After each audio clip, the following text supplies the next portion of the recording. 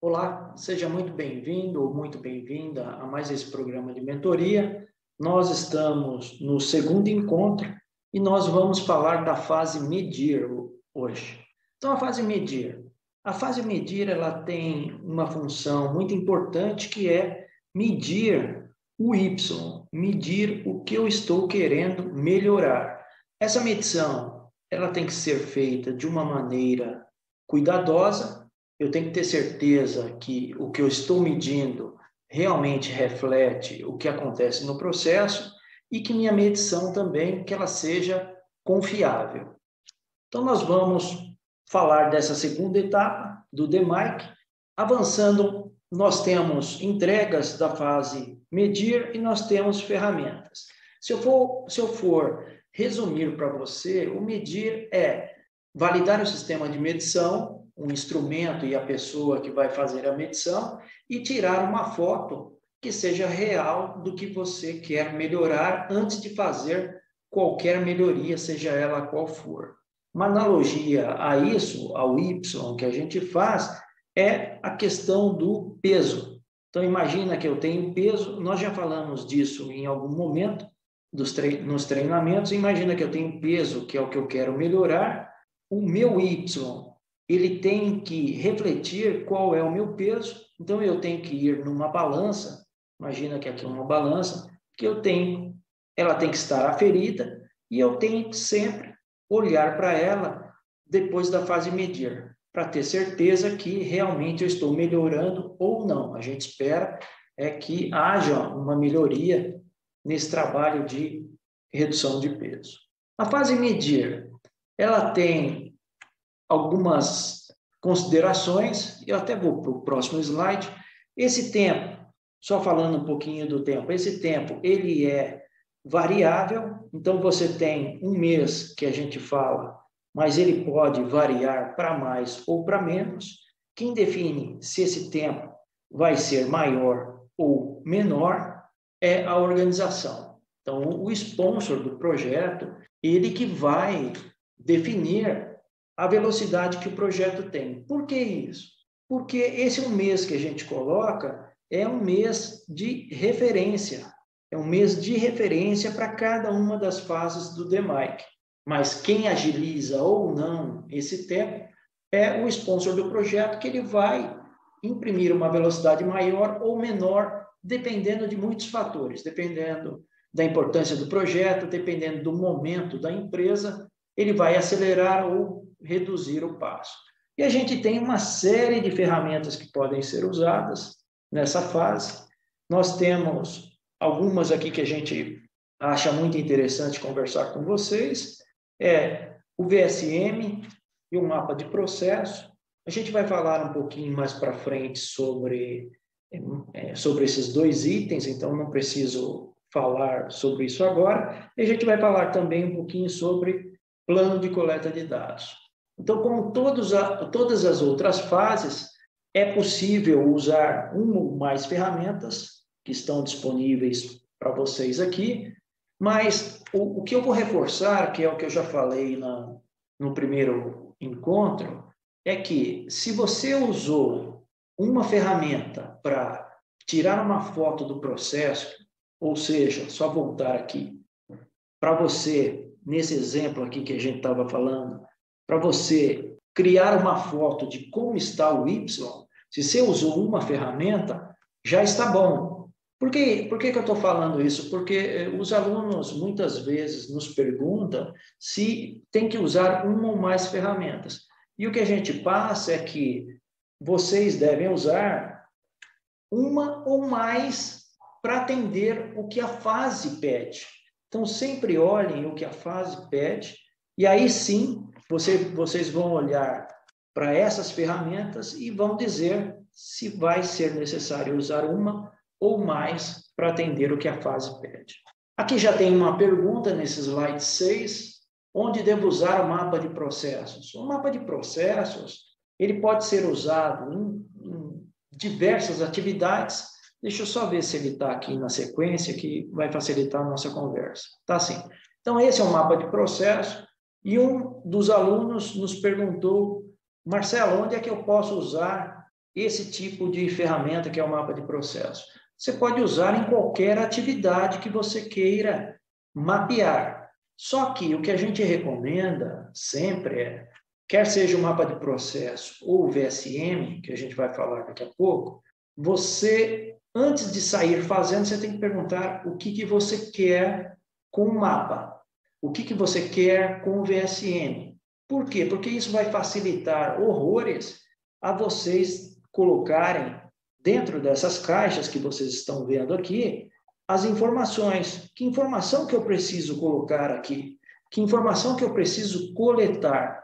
Então, pensem antes o que vocês precisam antes de sair fazendo o mapa. Tem uma outra pergunta que acabou de chegar aqui. Marcelo, qual a diferença entre VSM e mapa de processo? Na nossa visão, a única diferença que tem é que, quando eu falo de VSM, VSM é conhecido como mapa do fluxo de valor ou Value Stream Mapping em inglês. A grande diferença entre os dois é que nessa ferramenta você coloca essas informações que vocês colocam no mapa de processo e mais informações que vocês podem definir.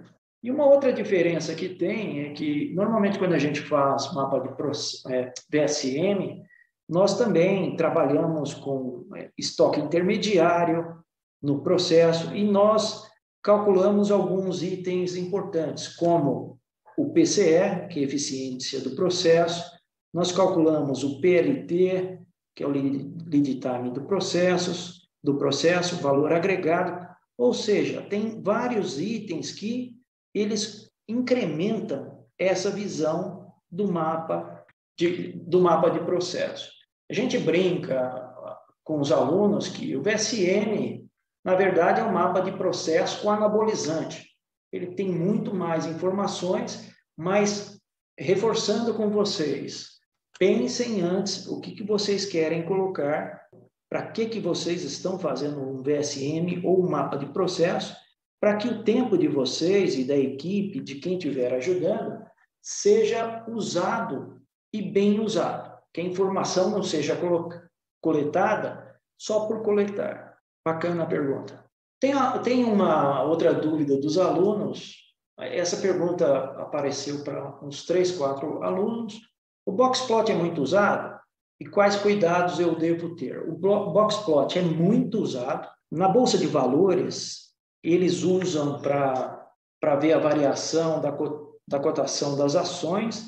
Então, você pega, por exemplo, hora a hora, eles têm a flutuação do valor das ações ou de uma ação em especial, e eles vão usando esse tipo de gráfico para mostrar essa evolução. Isso eu estou falando no mercado financeiro. Então, há outras empresas que usam. Marcelo, quais? Muitas empresas, na área farmacêutica se usa muito, em estudos, principalmente agora na pandemia, se você pegar um exemplo, se você pegar os estudos de Covid-19 e todos os estudos que mostram evolução ou eficácia de vacinas, você vai ver o uso de Boxplot no antes e no depois das aplicações e dos testes feitos. Então, ele é muito usado, o mercado também usa. Nós concluímos, quando é que foi mesmo? No dia 11, nós concluímos um treinamento com um cliente nosso. O cliente, isso eu posso falar, porque já está divulgado, é a Cargo X, é um operador logístico grande. Nós fizemos um treinamento com eles de Greenbelt e eles já estão usando o Boxplot para as análises internas que eles têm. Então, é uma ferramenta muito visual, muito fácil de usar. Só continuando a pergunta, quais cuidados eu devo tomar com o Boxplot? Um cuidado que se tem, aí eu vou só apagar aqui, eu vou falar com a turma dos Green Belts, Black Belts e Master.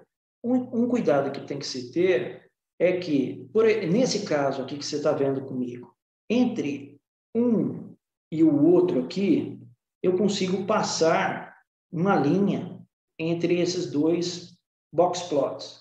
Quando eu tenho esse tipo de comparação, quanto mais aberto esse espaço, mais eu consigo inferir que os processos são diferentes. O que eu estou querendo falar para vocês? Quanto mais espaço eu tiver entre um box plot e o outro, que na verdade é essa linha, quanto maior for isso, mais eu tenho a probabilidade de afirmar que os processos são diferentes. Marcelo, por que probabilidade? Porque a nossa recomendação, tanto nos treinamentos quanto em qualquer outro evento, é que vocês usem ferramentas como TwoSampleT, ANOVA ou outra ferramenta estatística para comprovar que realmente essa equipe B, por exemplo, é diferente ou igual a outra equipe. Então, usem ferramentas estatísticas que isso vai dar uma segurança muito grande para você. Avançando, a gente fala de plano de coleta agora. Plano de coleta. Tem até a pergunta que o aluno fez. Marcelo, por que eu vou fazer isso? Se a minha rotina é tão pesada, para que eu vou parar para fazer isso? A plana de coleta, quando você está em um projeto, ela é estratégica.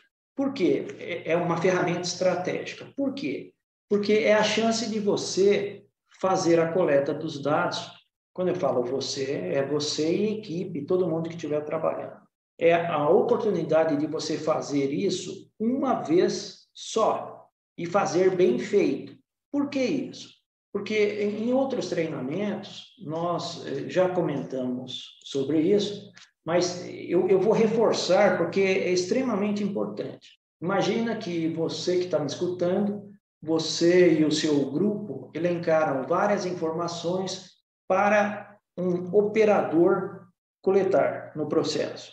Esse operador ficou coletando a informação durante 2 meses, pegou as informações direitinho, do jeito que você pediu, passava o produto, ele anotava, ele fez todo o trabalho, aí você vai chegar para ele no final de 2 meses e vai falar o seguinte, faltou uma informação crucial aqui, vai ter que coletar tudo de novo. O que esse operador vai fazer? Eu aposto com você que raramente ele vai coletar do jeito que ele coletou antes. Primeiro, há uma grande possibilidade dele não fazer mais isso para você.